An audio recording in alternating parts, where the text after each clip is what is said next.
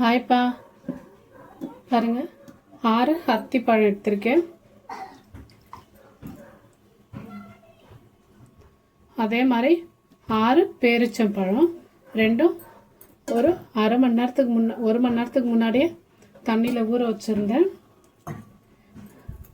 ஒரு ஆப்பிள் தோல் சீவி எடுத்து வச்சுருக்கேன்.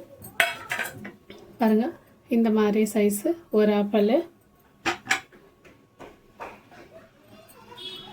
இதில் 3/4 டம்ளர் பால் எடுத்துருக்கிறேன்.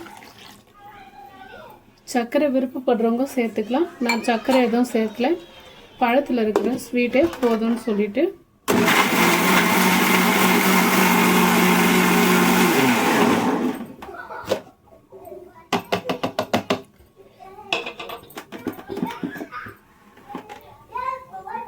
பாருங்க, நல்லா திக்கான பேஸ்ட் ஆயிடுச்சு.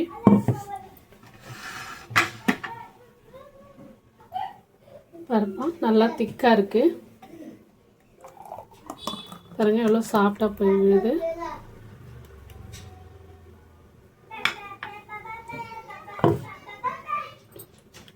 நல்ல ஆரோக்கியமான பழ ஜூஸ்.